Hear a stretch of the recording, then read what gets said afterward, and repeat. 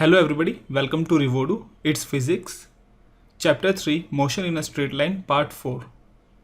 तो अभी तक हमने पढ़ा था एक्सेलरेशन और वेलोसिटी के बारे में, और हमने पिछले लेक्चर में काइनेमेटिक इक्वेशंस डराइव की थी अगर बॉडी कांस्टेंट एक्सेलरेशन मोशन में है तो वो इक्वेशंस क्या थी? एक थी v is equals to u plus a t, second थी v square minus u square is equals to 2as, third s is equals to u t plus half a t square, और एक चौथी भी हमने निकाली थी, ठीक है, और वो होता है कि v plus you divide by 2 into T, या फिर एवरेज वेलोसिटी इंटू टाइम.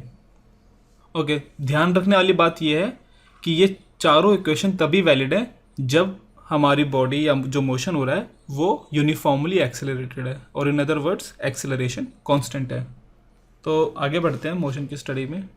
आपने वो फेलिक्स बॉमगार्टनर की वो जो जंप थी वो आपने ज़रूर देखी होगी, बहुत ही हिस्टोरिक मोमेंट था मैनकाइंड में. तो इसके अंदर देखिए, जब फेलिक्स नीचे जंप किए उनकी वेलोसिटी एकदम से बढ़नी शुरू हो गई, ठीक है, उनकी वेलोसिटी बढ़ती गई और बहुत ज़्यादा बढ़ती गई. क्यों? क्योंकि उन पे अर्थ की वजह से जो पुल है उसकी वजह से उनकी वेलोसिटी बढ़ रही थी.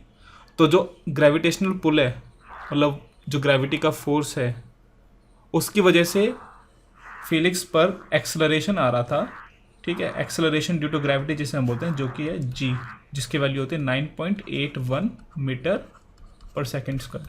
इसी की वजह से उनकी वेलोसिटी कॉन्स्टेंटली बढ़ रही थी. तो g होता है 9.81 मीटर पर सेकेंड, जो हम अपनी नॉर्मल कैलकुलेशन में लेते हैं, ठीक है. तो अगर कोई भी बॉडी, अगर सिर्फ उस पर ये एक्सेलरेशन लग रही है, मतलब सिर्फ ग्रेविटेशनल फोर्स लग रहा है और कोई अदर फोर्स नहीं है या कोई और अदर एक्सेलरेशन नहीं है, तो उसे हम बोलेंगे कि बॉडी फ्री फॉल में है, ठीक है. तो सिर्फ ग्रेविटी का इन्फ्लुएंस है मोशन में, उसे हम बोलेंगे फ्री फॉल एक्सेलरेशन वाइज. तो अगर कोई बॉडी है, ठीक है, उसे हमने नीचे ऐसे u वेलोसिटी से भेजा, लेकिन अब इस पे एक्सटर्नल एक्सेलरेशन नहीं लग रहा कोई भी, सिवाय एक्सेलरेशन ड्यू टू ग्रेविटी के, तो इसे हम बोलेंगे कि फ्री फॉल मोशन है, फ्री फॉल मोशन. ऑलराइट, तो इसका एक क्वेश्चन करते हैं. देखो, मैं जैसे नीचे अर्थ सरफेस पे खड़ा हूँ, ठीक है, तो मैं अपने हाथ से इधर एक बॉल को ऊपर किसी वेलोसिटी u से फेंकता हूँ. सपोज ये है 15 मीटर पर सेकेंड, ठीक है. इस u वेलोसिटी से मैंने ये बॉल को ऊपर फेंका. अब ये बॉल कैसे जाएगा? ऐसे जाएगा, ऐसे जाएगा, ऐसे जाएगा. एक टाइम बाद ये रुक के वापस नीचे आ जाएगा, ठीक है. तो अगर हमसे पूछा जाए कि ये जो हाइट है, मैक्सिमम हाइट बॉल की, वो कितनी है, तो अगर वो आपको निकालनी पड़ जाए तो आप कैसे निकालोगे? तो देखो, हम अपने आप को रेफरेंस पॉइंट लेते हैं, ठीक है. ये सपोज ये x है और ये ऊपर y है, ठीक है. तो ये डायरेक्शन प्लस y है, और ग्रेविटी हमारा कहाँ लग रहा है? Acceleration due to gravity. Ball कहीं भी हो, इधर होगी, इधर होगी, इधर होगी, हमेशा उस पर g नीचे लग रहा है. इधर भी g नीचे और इधर भी g नीचे.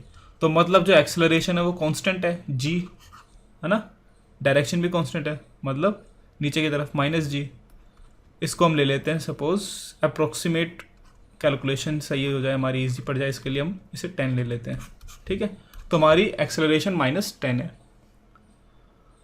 और हमें अब पूछा जा रहा है कि मैक्सिमम हाइट क्या होगी, ठीक है.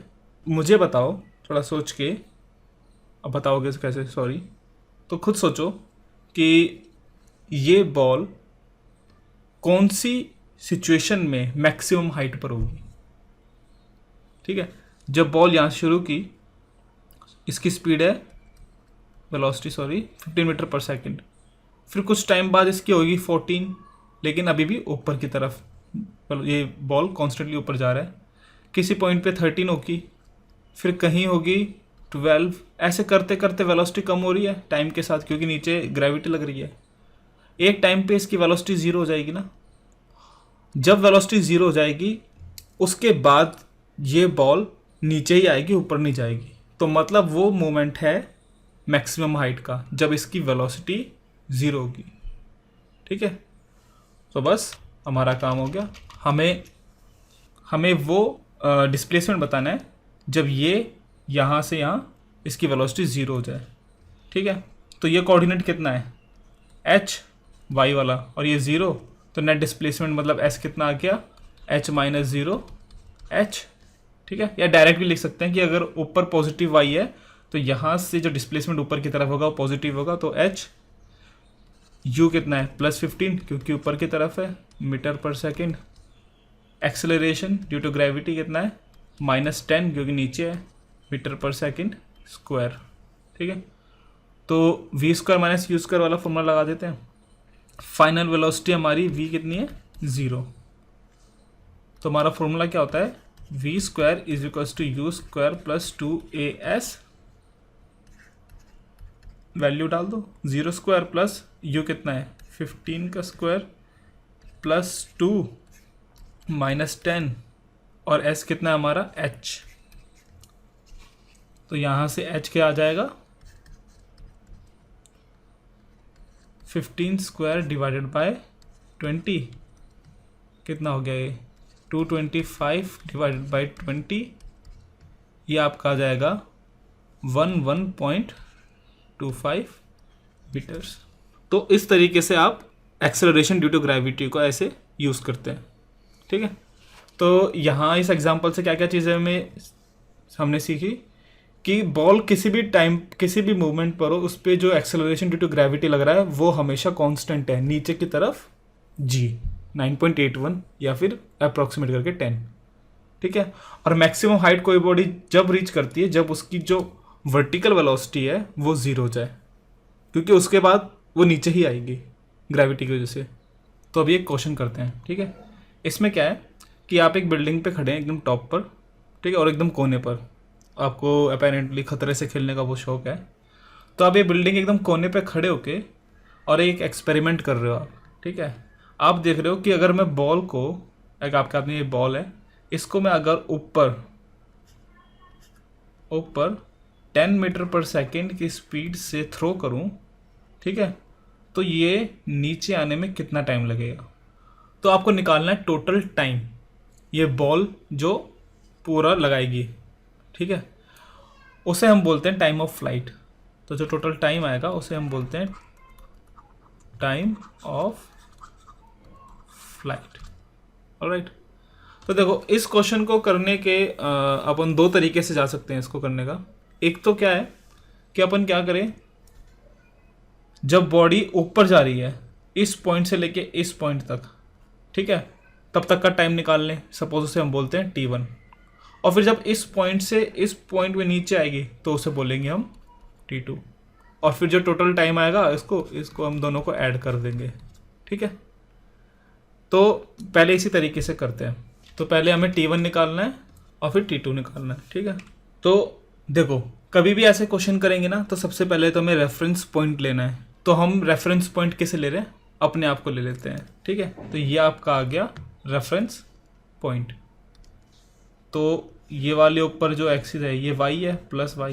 ठीक है, तो ऊपर वाली डायरेक्शन हम प्लस ले रहे हैं।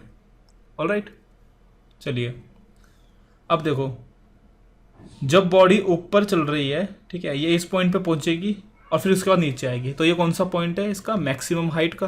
तो सपोज ये वाला जो डिस्टेंस है अपन इसे बोल देते हैं h। ठीक है, और ये बिल्डिंग की हाइट है ही 40 मीटर। तो पहला हम मोशन कंसिडर करते हैं जब बॉडी ऊपर जा रही है। ठीक है, इस पॉइंट से लेके इस पॉइंट तक, जिसमें हम t1 निकालेंगे। उस मोशन के लिए मोशन 1, ठीक है, इसके लिए हमारा इनिशियल वेलोसिटी कितना है +10 मीटर पर सेकेंड, है ना, क्योंकि ऊपर वाली डायरेक्शन हमारी पॉजिटिव है और हमने ऊपर थ्रो किया है, इसलिए जो हमारी इनिशियल वेलोसिटी होगी वो पॉजिटिव होगी। और हमारा जो एक्सेलरेशन है वो कितना है -g, है ना, -10 ले लेते हैं मीटर पर सेकेंड स्क्वायर। माइनस क्यों, क्योंकि बॉडी कहीं भी हो हमेशा नीचे की तरफ g लग रहा है, और ये कांस्टेंट है क्योंकि जब ये बॉल इस पॉइंट पे होगी या इस पॉइंट पे होगी या इस पॉइंट पे, इस पे हमेशा नीचे की तरफ ही एक्सेलरेशन लग रहा है जिसकी वैल्यू है g। हमें निकालना है t1। मैक्सिमम जब हाइट पे जाएगी तो उसकी फाइनल वेलोसिटी 0 होगी, जैसे अभी पिछले एग्जांपल में किया था। ठीक है, तो हमें ये भी पता है कि जो हमारी फाइनल वेलोसिटी है इस मोशन में, फाइनल वेलोसिटी है वो 0 है और हमें t1 निकालना है। तो सिंपल है, पहली इक्वेशन लगा देते हैं। कौन सी? v is to u plus a t. v कितना है हमारा 0, u कितना है 10, एक्सेलरेशन यहाँ पर -10 है तो -10 और ये t1, तो यहाँ से t1 क्या आ गया 1 सेकेंड। और जब हम ये सेकेंड मोशन करेंगे, जब ये ऊपर से बॉडी नीचे आएगी, नीचे आने वाला मोशन, तो उसमें हमें ये h भी कंसिडर करना पड़ेगा ना। टोटल हाइट, टोटल डिस्टेंस जो भी ट्रैवल करना है वो h + 40 है, तो ये h निकालना पड़ेगा हमें। तो ये h कैसे निकलेगा? s is to u t plus half a t square लगा दो। ये कितना है h, u कितना है अपना 10 और ये t1 कितना है 1 सेकेंड, 1 प्लस हाफ, ये -10 है और ये 1 का स्क्वायर। h कितना आ गया हमारा 10 - 5 मीटर। h हमारा आ गया 5 मीटर। ओके, अब मोशन 2 करना है हमको। ठीक है, अब बॉल यहाँ पर है टॉप पर और इसे यहाँ आना है और हमारा रेफरेंस पॉइंट इधर है। ठीक है, कितना 40 मीटर ऊपर ग्राउंड से। ठीक, तो ये कोऑर्डिनेट कितना होगा हमारा, y कोऑर्डिनेट +5 है ना, ऊपर वाला पॉजिटिव है हमारा +5, और ये कोऑर्डिनेट कितना होगा -40। मेक सेंस, क्योंकि ये ऊपर हमारी पॉजिटिव है तो ये +5 है और ये -40। तो जो डिस्प्लेसमेंट है डेल्टा y, या फिर सिंपल s अपन बोलते हैं, तो s कितना आ जाएगा -40 फाइनल वाला माइनस इनिशियल -+5, तो ये कितना आ गया -45 मीटर। ऑलराइट, समझ में आ गया। तो हमारा s है -45। हमारी अब इस मोशन के लिए जो इनिशियल वेलोसिटी है, जिसे हम u2 बोल सकते हैं, इसे s2 बोल देते हैं, तो u2 हमारा कितना हो गया अभी 0, क्योंकि इस पॉइंट पे अभी वेलोसिटी 0 है। ठीक है, फाइनल वेलोसिटी हमें उसकी ज़रूरत है नहीं, वैसे कुछ भी नहीं आएगी, और टाइम कितना ले रहा है t2। ठीक है, तो हम ये वाला फॉर्मूला लगा सकते हैं इधर, s is to u t plus half a t square वाला। ठीक है, s कितना है अपना -45, u 0 है प्लस हाफ, एक्सेलरेशन यहाँ भी उतना ही लगेगा, अभी भी नीचे ही लग रहा है g, तो -10 t2 स्क्वायर, तो ये कितना हो जाएगा -45 is to -5 t2 square.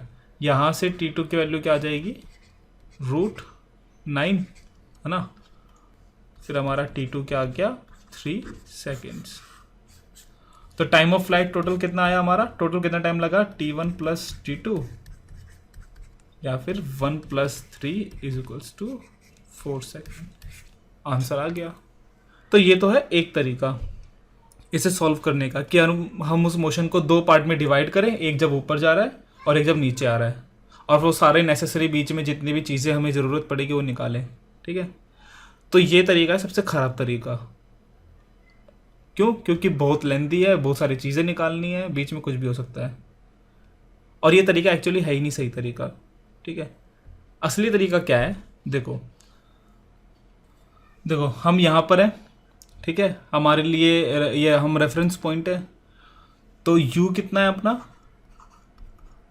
+10 metre पर सेकेंड, और एक्सेलरेशन क्या है, acceleration due to gravity g, या फिर -g, क्योंकि वो नीचे लग रही है और ऊपर वाली डायरेक्शन पॉजिटिव है, तो ये हो गया -10 मीटर पर सेकेंड स्क्वायर। ऑलराइट, अब देखो हमें t निकालना है, लेकिन फाइनल जो ये अपना बॉल है, फाइनल इसका कोऑर्डिनेट कितना है -40, अगर अपना ये रेफरेंस पॉइंट है तो। ठीक है, और इनिशियल कोऑर्डिनेट कितना है 0, तो जो डिस्प्लेसमेंट है, नेट डिस्प्लेसमेंट कितनी होगी -40 -0 या फिर -40।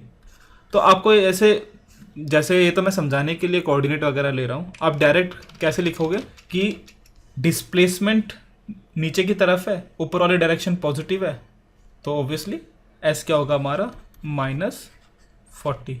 इनिशियल हमने ऊपर फेंका हो, लेकिन अल्टीमेटली इस बॉल को इतना ही तो ट्रैवल करना है, नीचे वाला जो डिस्प्लेसमेंट है, ठीक है। तो एस डाल दो -40।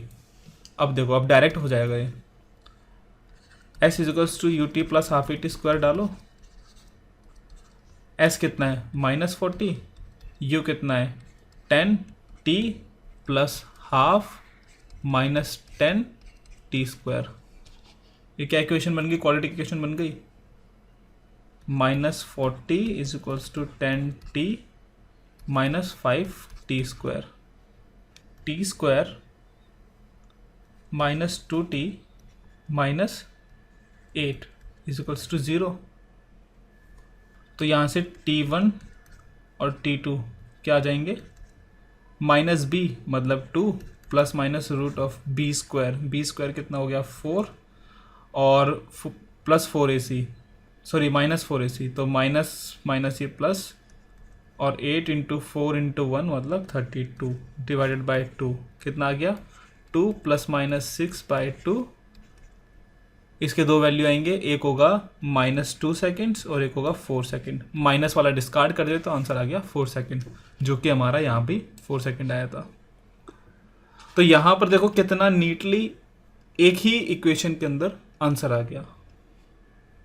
ऑब्वियसली अंडरस्टूड है, आपको हर कोई ये वाला मेथड यूज़ करेगा, बट वो समझाने के लिए हमने ये पूरा तरीका किया था पहले।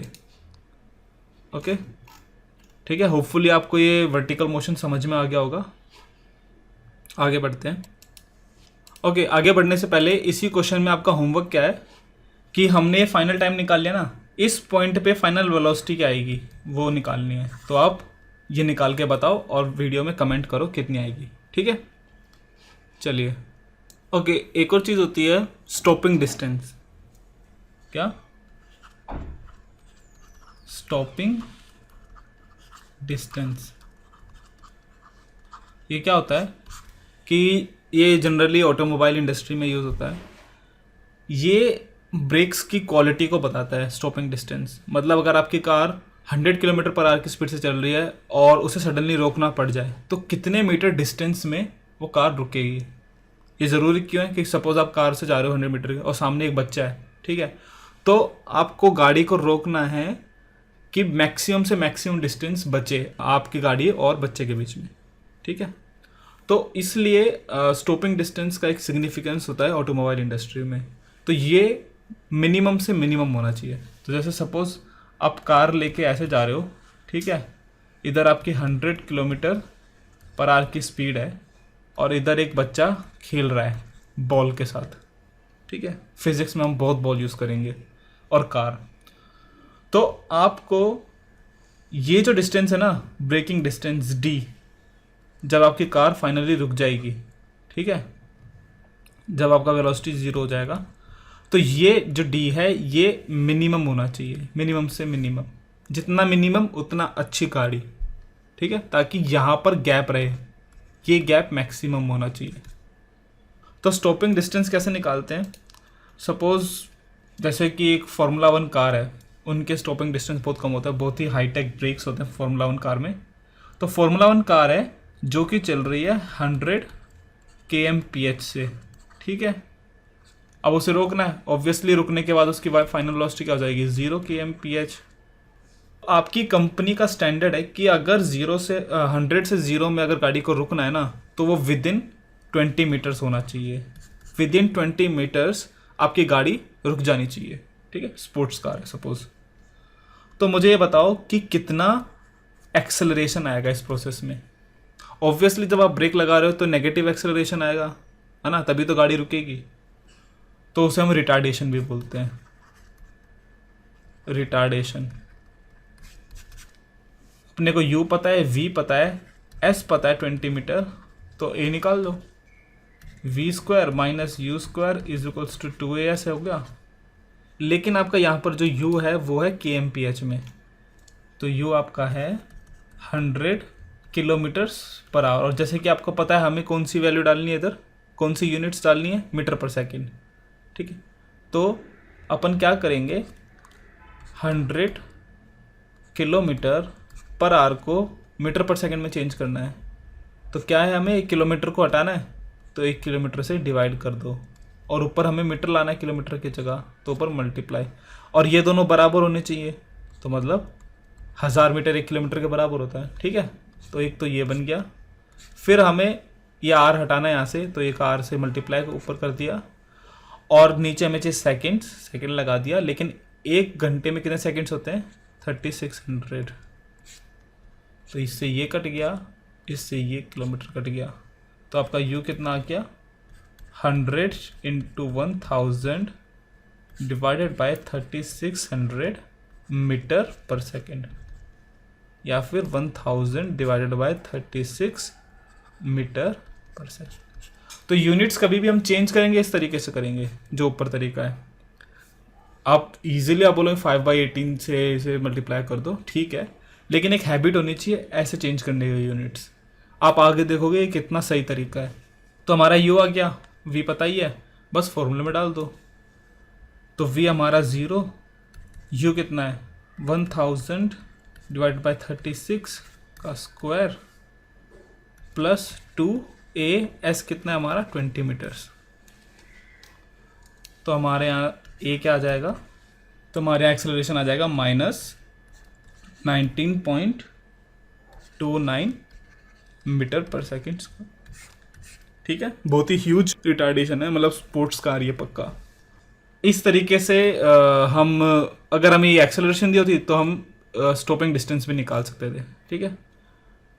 आप सोच रहे होंगे कि एक्सेलरेशन निकाला क्यों, इससे हम ये पता लगा सकते हैं, जैसे कि एक अब कार बनाने का जो कार मैन्युफैक्चरर सपोज BMW है, उनका एक पैरामीटर है, उन्होंने सेट कर रखा है कि हमारी गाड़ियाँ सारी 20 मीटर के अंदर रुक जाएंगी अगर 100 की स्पीड से चल रही है। तो उन्होंने देखा कि आपका जो उस रिजल्टिंग जो रिटार्डेशन आता है ना, वो इतना है 19.29। तो आपकी ब्रेकिंग पावर इतनी होनी चाहिए कि वो इतना फोर्स दे सके। सपोज मैं इसे मास से मल्टीप्लाई कर दूं तो ये फोर्स आ जाएगा ना, तो जो ब्रेकिंग फोर्स है ना वो इतना ज़्यादा होना चाहिए। तो चलो एक और कॉन्सेप्ट है रिलेटिव वेलोसिटी का, वो भी देख लेते हैं। सपोज होली के दिन आप और आपका फ्रेंड या आपकी फ्रेंड आप होली खेल रहे हैं और बलून फाइट कर रहे हैं, ठीक है। एक है नीचे और एक बंदा ऊपर, ठीक है। तो सपोज इन दोनों में जो हाइट डिफरेंस है, ठीक है, वो है 40 मीटर ही ले लेते हैं, ठीक है। अब इसने भी ऊपर फेंका गुब्बारा, ठीक है, और सेम टाइम आपने भी वो गुब्बारा नीचे फेंका इसकी तरफ, ठीक है। और दोनों ने इस तरीके से फेंका है निशाना लगा के कि ये दोनों आपस में गुब्बारे टकराएंगे, ठीक है। क्वेश्चन ये है कि कितने टाइम बाद ये दोनों गुब्बारे टकराएंगे। अगर हमें इसकी सपोज ये 1 है ये 2 है, अगर हमें U1 दे रखा है, अच्छा ऊपर वाले डायरेक्शन हम पॉजिटिव लेते हैं, ठीक है। अच्छा पिछला क्वेश्चन हमने ऊपर वाले डायरेक्शन पॉजिटिव लेके क्या था ना, अभी नीचे वाले डायरेक्शन पॉजिटिव लेते हैं, ठीक है। अब इसने नीचे फेंका, नीचे वाली पॉजिटिव है, तो सपोज इसने 10 मीटर पर सेकेंड से फेंका, तो U1 कितना आ जाएगा पॉजिटिव 10 मीटर पर सेकेंड। इसने ऊपर फेंका, इसने 15 मीटर पर सेकेंड से फेंका, ठीक है, लेकिन ऊपर, तो U2 कितना आ जाएगा -15 मीटर पर सेकेंड। क्यों? क्योंकि ऊपर वाले डायरेक्शन नेगेटिव है, नीचे की तरफ पॉजिटिव है। दोनों के लिए एक्सेलरेशन कितना है कॉमन, G कितना 10 मीटर पर सेकेंड स्क्वायर। क्यों ये पॉजिटिव क्यों है? क्योंकि एक्सेलरेशन नीचे की तरफ लगेगा दोनों के लिए, और नीचे की वाली डायरेक्शन हमारी पॉजिटिव है। तो अब पूछा जा रहा है कि कितने टाइम बाद, दोनों ने एक साथ ऊपर फेंका, सपोज T=0 था, तो कितने टाइम पे ये दोनों बलून्स आपस में टकराएंगे। ओके, टाइम निकालना है। तो इसका तरीका क्या है, देखो एक तरीका है कि हम जो नॉर्मल हमें आता है अभी जितनी हमने पढ़ा है, कि सपोज हम ऐसा करते हैं कि बीच में जहाँ टकरा रहे हैं इसको हम ले लेते हैं कि इधर से S2, और ये कितना हो जाएगा 40 - S2 इससे। तो बस हम इन दोनों के लिए ये दोनों सपोज यहाँ से मैं S2 निकालता हूँ, ठीक है, कि टी टाइम में ये S2 पहुँचेगा और यहाँ से टी टाइम में 40 माइनस S2 पहुँचेगा और S2 को रिप्लेस कर दे देंगे। देखो कैसे, इसके लिए S2 ये जो डिस्प्लेसमेंट है ये नेगेटिव होगा, ऊपर की तरफ है ना, क्योंकि नीचे वाला डायरेक्शन पॉजिटिव है। तो S2 क्या है, negative. S is equals to u t plus half a t square होता है। S कितना है, S2 माइनस में U कितना है, इसके लिए नेगेटिव तो माइनस 15 t और G नीचे लग रहा है पॉजिटिव, तो प्लस हाफ से 10 कट गया तो 5 t स्क्वायर। ठीक है, एक इक्वेशन बन गई ये। सेकंड इक्वेशन अब ऊपर वाले के लिए लिखते हैं। ये नीचे फेंक रहा है, ठीक है, इसे कितना ट्रैवल करना है 40 माइनस S2, तो उसके लिए वो पॉजिटिव है, तो इसी इक्वेशन में डालते हैं।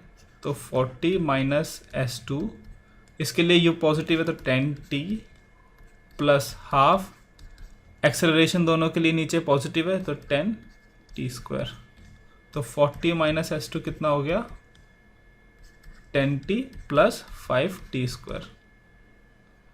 इसमें से अगर मैं माइनस कर दूं, S2 कट गया, 5t square 5t square cut गया, तो 40 is equals to 10t minus minus plus 15t। ठीक है, ये इक्वेशन हमारी 2 थी वैसे 2।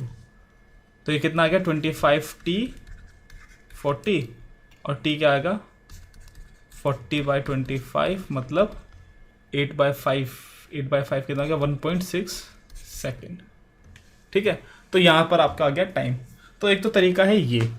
अब दूसरा तरीका क्या है कि हम रिलेटिव मोशन कंसिडर करें। ठीक है, अब रिलेटिव मोशन कंसिडर करने से पहले रिलेटिव मोशन समझते हैं होता कैसे है। सपोज 2 कार हैं, ठीक है, एक कार है A और एक कार है B। ठीक है, सपोज ये 10 मीटर पर सेकेंड की स्पीड से इधर जा रही है, कांस्टेंट है, एक्सेलरेशन नहीं लेते इधर, और ये 20 मीटर पर सेकेंड की स्पीड से इधर जा रही है। ठीक है, अब देखो मोशन देखो कैसे हो रहा है। 1 सेकेंड में ये 10 मीटर इधर चलेगा और 1 सेकेंड में, इसको दूसरे कलर से करते हैं, तो 1 सेकेंड में 10 मीटर इधर चलेगा और 1 सेकेंड में 20 मीटर इधर चलेगा, है ना। ओके, अब दोनों के बीच में जो डिस्टेंस था वो अब 30 से कम हो गया। ठीक है, फिर अगेन 1 सेकेंड बाद ये दोबारा 10 मीटर चलेगा और ये 1 सेकेंड बाद दोबारा 20 मीटर चलेगा, तो 2 सेकेंड में डिस्टेंस कितना कम हो गया इनके बीच में 60। तो दोनों के बीच में डिस्टेंस कम हो रहा है। अब सपोज सब यहाँ पर आप बैठे हो, यहाँ पर आपका फ्रेंड बैठा है और आप दोनों एक दूसरे को देख रहे हो। ठीक है, आपके लिए क्या है कि 1 सेकेंड में डिस्टेंस कितना कम हुआ आप दोनों के बीच में 30 मीटर और 2 सेकेंड में 60 मीटर और 3 सेकेंड में कितना हो जाएगा, सिमिलरली 10 और 20 और 90। तो आप इन तीनों पॉइंट को लेकर आप बता सकते हो कि एवरेज स्पीड क्या है। जैसे आप अपने फ्रेंड को देख रहे हो, बी ए को देख रहा है, ठीक है, अब बी को क्या लगेगा कि ए मेरे पास हर सेकंड में 30 मीटर क्लोजर है, 1 सेकंड बाद 30 मीटर और क्लोज है, फिर अगले सेकंड में 30 मीटर और क्लोज हो गया। तो बी को क्या लगेगा कि जो ए की स्पीड है वो कितनी है 30 मीटर पर सेकंड, लगेगा कि नहीं, है ना, क्योंकि बी देख रहा है कि हर सेकंड में ए 30 मीटर उसके पास आ रहा है। सिमिलरली ए को भी ऐसा ही लगेगा। अब ए बी को देख रहा है, ठीक है, और ए क्या बोलेगा कि हर सेकंड में बी है ना 30 मीटर क्लोजर आ रहा है मेरे पास, तो ए को क्या लगेगा कि बी की स्पीड कितनी है 30 मीटर पर सेकंड। तो इस तरह का जो मोशन है इसे हम बोलते हैं रिलेटिव मोशन, कि ए के रेस्पेक्ट में बी का मोशन कैसा है और बी के रेस्पेक्ट में ए का कैसा है। ठीक है, तो अगर मैं वेलोसिटी ऑफ बी निकालूं ए के रेस्पेक्ट में, ठीक है, तो क्या होती है v b minus v a. तो वी बी कितना था 20, ठीक है, सपोज इस तरफ सपोज लेफ्ट में हम माइनस ले लेते हैं और माइनस 10, तो हो गया माइनस 30। तो अब बी को क्या लग रहा है ना, ए को क्या लग रहा है कि वो रेस्ट पर है और जो बी है वो इस लेफ्ट डायरेक्शन में, नेगेटिव डायरेक्शन में 30 की स्पीड से आ रहा है, और ए के लिए वो बात बिल्कुल सही है। ठीक है। तो सिमिलरली अगर velocity of a with respect to b निकालूं तो वो क्या होता है, v a minus v b. V a कितना है 10 माइनस -20, तो v a with respect velocity of a with respect to b कितना है 30 मीटर पर सेकेंड। इस बार इस लाइन का मतलब क्या है कि अगर बी ऐसे देख रहा है ए को, तो बी को क्या लगेगा कि ए 30 मीटर पर सेकेंड की स्पीड से उसकी तरफ आ रहा है। ठीक है, तो जब किसी के रिस्पेक्ट में अगर हम ऐसे मोशन देखते हैं तो हम इसे बोलते हैं रिलेटिव मोशन। ओके, तो इसको हम यूज़ कैसे कर सकते हैं, तो जैसे हम वेलोसिटी ऐसे निकाले थे रिस्पेक्ट में, v velocity of a with respect to b क्या होता है, velocity of a minus velocity b. Similarly हम एक्सेलरेशन भी ऐसे निकाल सकते हैं, acceleration of a with respect to b क्या होगा, acceleration of a minus acceleration of b. ठीक है, अब इन दोनों को प्रिंसिपल्स को यूज करके ऊपर वाला प्रॉब्लम करते हैं। इसी क्वेश्चन को हम रिलेटिव मोशन से करते हैं। ठीक है, तो अब हम ना ये 2 है और ये 1 है। ठीक है, अब हम क्या करते हैं, velocity of 2 with respect to 1 निकालते हैं। तो ये क्या होगा, v2 माइनस v1। ठीक है, अपना v2 कितना है, v2 है ऊपर की तरफ 15 मतलब -15, तो -15 माइनस v1 नीचे की तरफ मतलब पॉजिटिव था तो +-10 या क्या -25 मीटर पर सेकेंड। तो velocity of 2 with respect to 1 क्या है, -25 मीटर पर सेकेंड। ठीक है, इसका मतलब क्या है, ये अगर बलून जो ये वाला है और ये सिर्फ इस बलून को देख रहा है, तो इस बलून को क्या लगेगा ऊपर 1 वाले को कि जो 2 वाला बलून है ना वो उसकी तरफ आ रहा है 25 मीटर पर सेकेंड की स्पीड से। Similarly acceleration of 2 with respect to 1 क्या है, acceleration of 2 minus acceleration of 1। Acceleration of 2 कितना है, नीचे की तरफ g माइनस g, दोनों के लिए मतलब 0। एक्सेलरेशन दोनों के लिए सेम है, इसलिए रिलेटिव एक्सेलरेशन दोनों के लिए 0 है। तो रिलेटिव एक्सेलरेशन हो गया 0। ओके, डिस्प्लेसमेंट s, देखो 1 को क्या लग रहा है ना कि जो 2 बलून है वो ऊपर उसकी तरफ आ रहा है और वो वहीं पर है, यही कंसिडर करके हम मोशन पूरा कर रहे हैं। ठीक है, तो अगर 2 ऊपर ट्रैवल कर रहा है, ठीक है, तो पॉजिटिव डायरेक्शन नीचे की तरफ है, तो जो अगर ऊपर ट्रैवल कर रहा है तो डिस्प्लेसमेंट क्या आएगा, नेगेटिव। तो इसलिए s कितना हो गया हमारा -40 मीटर।